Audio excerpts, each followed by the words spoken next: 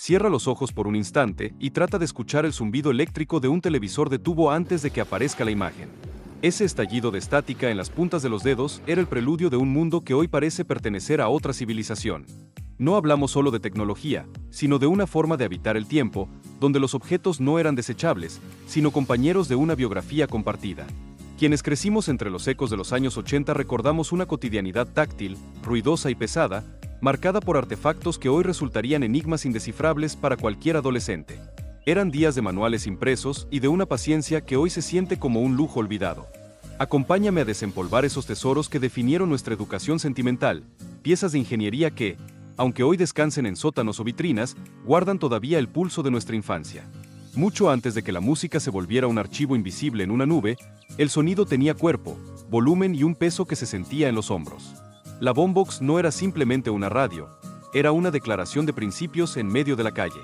Aquellas cajas plateadas de dimensiones arquitectónicas, capaces de hacer vibrar el cristal de las ventanas a manzanas de distancia, eran nuestra discoteca portátil. Cargar con uno de estos gigantes, a menudo alimentado por una decena de pilas alcalinas que agotaban los ahorros de la semana, era un acto de fe. Si quieres que los recuerdos de nuestra época no se pierdan, suscríbete. Estos dispositivos, apodados con justicia como Ghetto Blasters, no solo reproducían el ritmo de la época, sino que permitían capturarlo. Antes de que existiera el concepto de contenido bajo demanda, nosotros ya hacíamos radio pirata en el salón de casa, grabando nuestras voces sobre cintas de cromo y experimentando con el botón de pausa para crear mezclas imposibles. Nacidas en la década del 60 pero coronadas en los 80, estas máquinas se convirtieron en el tótem de una cultura que tomaba las aceras para bailar y expresarse. En aquel ecosistema de oficinas donde el humo del café y el aroma a papel recién impreso lo inundaban todo, existía un aparato que rozaba la ciencia ficción. El fax era nuestra versión analógica de la teletransportación.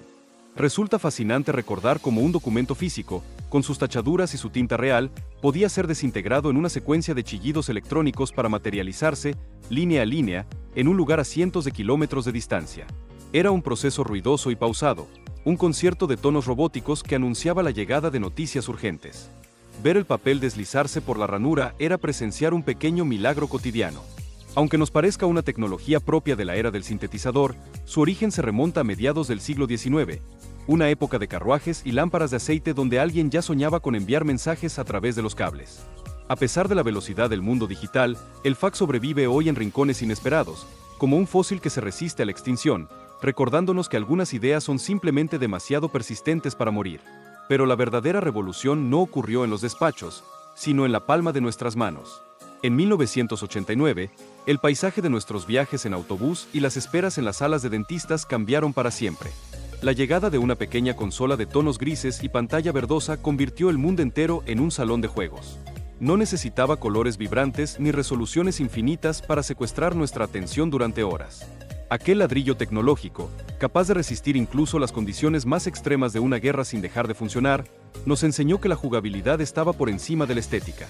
Con apenas 4 matices de verde y un procesador modesto, nos vimos atrapados en la geometría perfecta de piezas que caían del cielo o en la búsqueda de criaturas en mundos de bolsillo.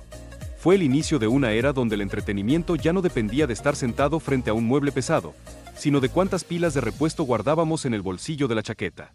Si alguna vez has sentido la fricción del plástico contra el plástico al introducir una cinta en la ranura de un VCR, conoces el sonido de una era. Aquella caja negra que reinaba bajo el televisor no solo reproducía cine, nos otorgaba el poder de capturar el tiempo. Grabar nuestro programa favorito implicaba una planificación casi militar, ajustando el reloj interno y cruzando los dedos para que la señal no sufriera interferencias.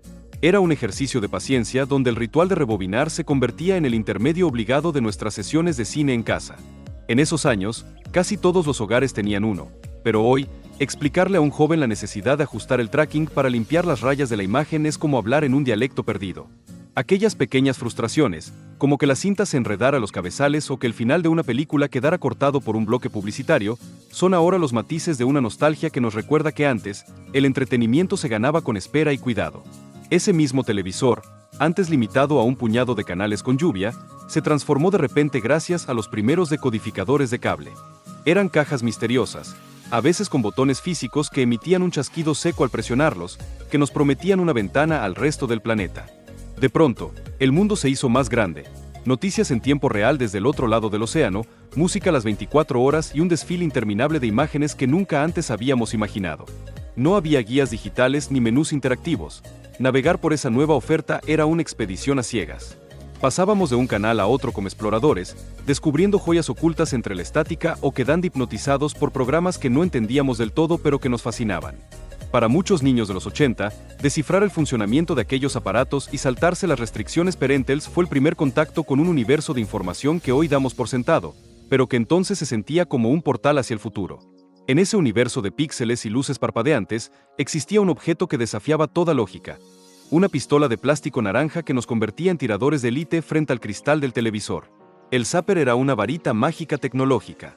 No necesitaba proyectiles reales, solo un ingenioso sensor de luz que, en una fracción de segundo, determinaba si nuestro pulso había sido certero o si aquel pato de movimientos erráticos seguiría burlándose de nosotros con su risa digital. Hoy, esos dispositivos descansan como reliquias de una física que ya no encaja con las pantallas modernas.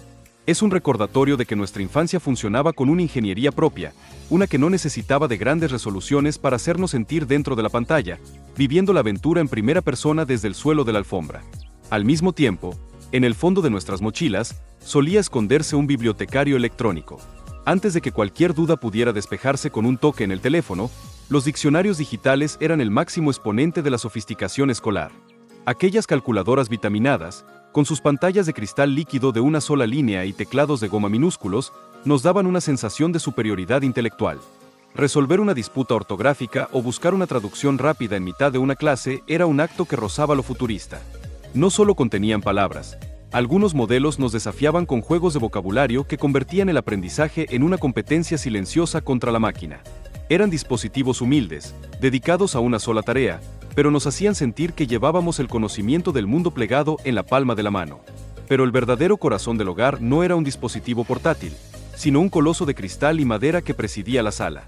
El televisor de tubo, con su inmensa joroba trasera y su peso casi geológico, era mucho más que una pantalla. Era el tótem alrededor del cual se reunía la familia. Aquellos muebles de 32 pulgadas, que requerían de varios adultos para ser movidos, generaban un calor reconfortante y una electricidad estática que erizaba los vellos del brazo al acercarse. Recordamos con nitidez el ritual de las antenas de conejo, esos apéndices metálicos que estirábamos y girábamos en ángulos imposibles, buscando el punto exacto donde la nieve desaparecía para dar paso a la imagen. Es curioso cómo hoy, en la era de la nitidez absoluta, algunos aún añoran esa calidez imperfecta de los rayos catódicos, preguntándonos si en la búsqueda de la ligereza y los bordes infinitos no habremos sacrificado parte del alma de nuestra experiencia visual. Esa atmósfera doméstica se completaba con una sinfonía de ruidos mecánicos, liderada por la inconfundible voz de la impresora de matriz de puntos. En las oficinas y los estudios de los años 80, el acto de imprimir era un evento ruidoso y ceremonial. Aquellas máquinas no se limitaban a plasmar tinta, esculpían letras mediante el impacto de diminutas agujas contra una cinta, creando una banda sonora de chirridos rítmicos que nos obligaba a pausar las conversaciones. Eran tiempos de papel continuo, con sus bordes perforados que arrancábamos con una satisfacción casi terapéutica. Antes de los emoticonos y el diseño gráfico al alcance de todos, estas impresoras nos permitieron descubrir el arte así, creando retratos y paisajes a base de caracteres tipográficos. Era una tecnología bruta, lenta y escandalosa, pero poseía una durabilidad legendaria que hacía que cada página impresa se sintiera como un documento destinado a sobrevivir al paso de las décadas. En ese rincón de la estantería donde los juguetes cobraban vida propia, un profesor robótico de color naranja nos observaba con su mirada de luces LED. El Speak and Spell no era solo un juego, era un encuentro cercano con la inteligencia artificial mucho antes de que supiéramos qué significaba ese término. Su voz metálica y entrecortada nos desafiaba a deletrear palabras complejas, juzgando nuestros errores con una solemnidad robótica que nos fascinaba y nos intimidaba a partes iguales. Fue tan icónico que incluso el cine lo convirtió en una pieza clave para comunicarse con las estrellas, elevando un simple juguete educativo a la categoría de tecnología interestelar. Aquella máquina nos enseñó que el futuro podía hablarnos, y que aprender podía sonar a ciencia ficción. Mientras tanto, en el mundo de la velocidad, un erizo azul llegaba para cambiar las reglas del juego. La Sega Genesis irrumpió en nuestros salones como un bólido negro y elegante, prometiendo una potencia que hacía palidecer a todo lo visto anteriormente. No era solo una consola, era la entrada a una cultura más rebelde y frenética, donde los gráficos y el sonido buscaban romper la barrera de la realidad. Acompañando ese estilo de vida, caminábamos sobre gelatina con aquellos zapatos de gel de colores vibrantes que, aunque nacieron de la austeridad de la posguerra, se convirtieron en el uniforme de un verano eterno. Eran días de desafíos mentales con Simon, aquel disco de luces que hipnotizaba a familias enteras en una danza de memoria y reflejos, y de la emoción de llegar a casa para revisar el contestador automático, esperando que una cinta de casete nos devolviera la voz de alguien especial. Secretos de nuestra época existe para que nuestra historia cotidiana no se olvide. Suscríbete. Al final, todo se resumía en el afecto, personificado en esos muñecos de mejillas hinchadas que venían con un certificado de adopción, enseñándonos que incluso en una era de máquinas, el corazón seguía siendo lo más importante. Nuestra travesía por los ecos de los 80 llega a su fin, dejándonos con la sensación agridulce de quien encuentra una vieja fotografía en un cajón olvidado. Estos objetos no son solo chatarra tecnológica o modas pasajeras, son las huellas dactilares de una generación que aprendió a soñar entre cables y píxeles. Hoy, mientras algunas de estas reliquias vuelven a nuestras manos como objetos de culto, nos damos cuenta de que el pasado nunca se va del todo, sino que permanece latente, esperando que alguien pulse el botón de reproducción una vez más. Quizás, dentro de unas décadas, otros mirarán nuestras herramientas actuales con la misma mezcla de asombro y ternura con la que nosotros miramos hoy un viejo casete. Mantengamos encendida la llama de estos recuerdos, porque en ellos reside la esencia de lo que fuimos y el origen de lo que somos.